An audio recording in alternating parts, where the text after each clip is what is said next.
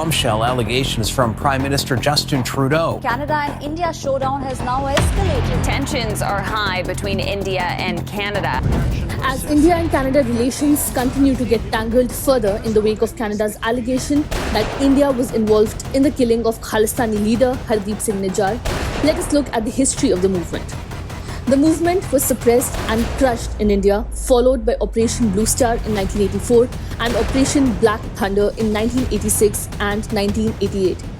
However, the movement continues to get support from sections of the Sikh population, especially the Sikh diaspora in Canada, Australia and the UK. Khalistan supporters have demonstrated in other countries too, leading to diplomatic discomfort for India. The history of the Khalistan movement is complex. It is, in its most simplistic form, a demand for a distinct homeland for Sikhs.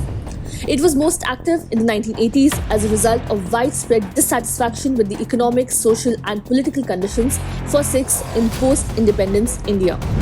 The partition of Punjab between Pakistan and India in 1947 created fear and unhappiness in the Sikh community.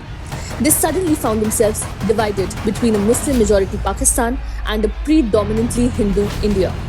In 1966, Punjab was divided again, this time on linguistic lines, as a new Hindi-speaking state of Haryana was carved out of the region. Punjab's Sikh community was also impacted by India's Green Revolution, an initiative in the late 1960s to improve agricultural production.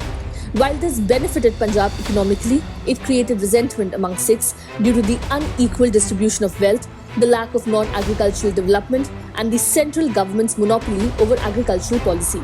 Another issue contributing to the Sikhs' sense of injustice was a diversion of water from the Satluj River that flowed through Punjab to the neighbouring states of Haryana and Rajasthan.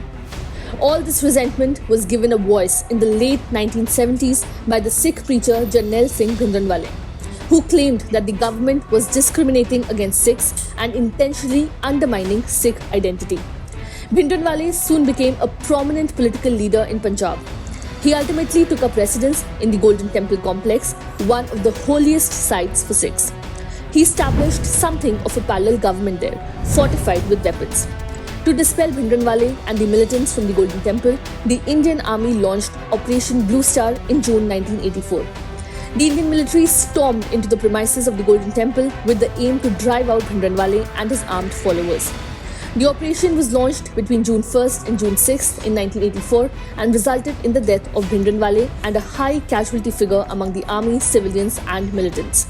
The assault on Golden Temple was highly criticized by Sikhs worldwide and led to several Sikhs resigning from administrative positions.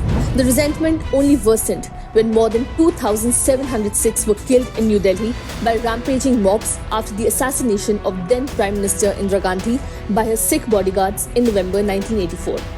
Within Punjab, this was a period of violence and draconian policing measures used to suppress the separatist movement.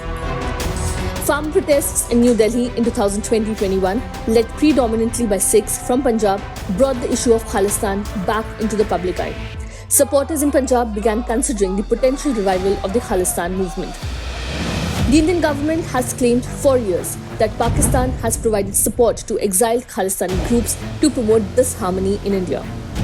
Earlier this year, Amritpal Singh, a self-styled Sikh preacher, was arrested after reviving calls for an independent Sikh homeland in Punjab. This stirred fears of renewed violence and reignited debates on a very polarizing issue. The Khalistan movement has always had a transnational character. The Indian Army's operation in Amritsar and the anti-Sikh violence in 1984 created an enduring memory for many Sikhs that has transcended India's borders. The Khalistan movement found supporters among the large and scattered Sikh diaspora, predominantly in Canada, the UK and Australia.